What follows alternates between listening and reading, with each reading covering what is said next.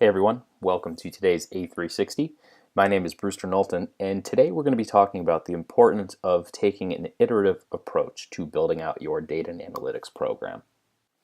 By an iterative approach to data and analytics, I really mean your organization should take a focused effort not to try to tackle and bite off everything all at once, but essentially approach business intelligence or analytics in phases. I hear a lot of talk about big data and getting to this point of unstructured data where you hear technologies like Hadoop and MongoDB thrown around. But try taking it one step at a time. Crawl, walk, run. Focus on building out a data warehouse and focus on identifying those high priority items like a core and third-party ancillaries that you need to integrate. And that's how you start to build out your various phases and start to focus on scaling. So in this podcast, we're going to talk about the importance of taking that iterative approach, but also some of the dangers of going all in and trying to do too much at once as well. So let's start with ROI. Now, identifying ROI is something that a lot of executives are rightfully concerned about when it comes to analytics. As an example, let's start by building out a data warehouse with a core and maybe 1 to 3 major ancillary or third-party applications. Most commonly, these are probably a loan origination system or a CRM system, for example. And then what you can do is, without investing all of the resources that you intend to on building out your analytics program up front, you can start to show some incremental value to perhaps some of the more skeptical individuals within your organization. Now, that's not to say that those organizations that are going all in are taking a bad approach necessarily, but there are some organizations that have to take a step back and really prove that ROI at each step along the process.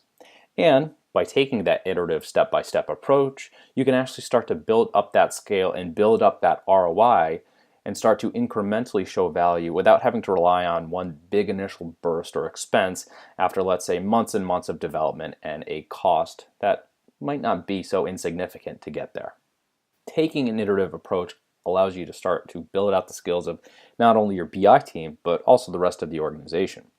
If you're going for a sort of spoked wheel model where you have subject matter experts or power users within each department that are going to be responsible for some of the analytics in that area, you're going to need time to build up their skills and train them on things like SQL or the visualization product you've chosen, and even some of the definitions you've applied as part of your data governance program. Things like member, account, product, service. Just different examples of those definitions. So not only from a technical perspective or a development perspective is it probably better to take an iterative approach, but also from the human component as well, we really have to take that time to evolve and grow the skills of our areas. Analytics is definitely a learning process. So if we can take this step-by-step and phased approach to building out analytics, we can learn from our mistakes during the overall life cycle of all of our phases. If we try to boil everything down to a single phase, for example, especially for those organizations who are trying to build this out on their own, which again, I might urge you to take a step back and reconsider that, you really want to consider that iterative approach. This is because if you make a critical mistake in the first step and continue to make that same mistake because you haven't broken it down into phases where you've learned from each mistake, what's going to happen is you're going to create a very, very difficult sort of rat's nest to unravel when you realize this mistake later on.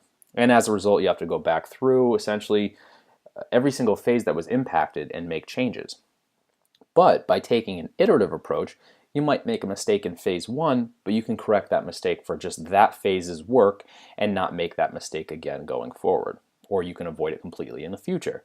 So by taking an iterative approach, or the step-by-step approach to analytics, you can avoid making some pretty significant mistakes. Or if you had made mistakes, or you do make mistakes, you'll be able to learn from them much, much sooner than had you gone all in at once and tried to make one massive project.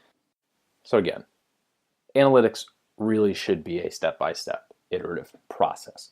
Break it down into phases and don't try to bite off too much at once. This allows you to show that incremental value.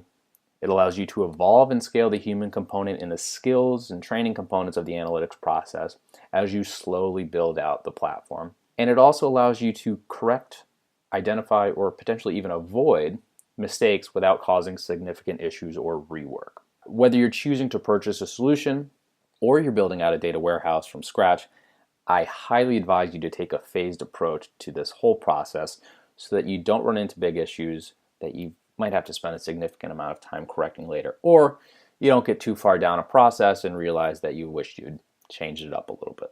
Again, I can't emphasize the importance of taking a phased approach with whatever platform you are either building or purchasing. That's it for today. Thanks again for listening to today's A360.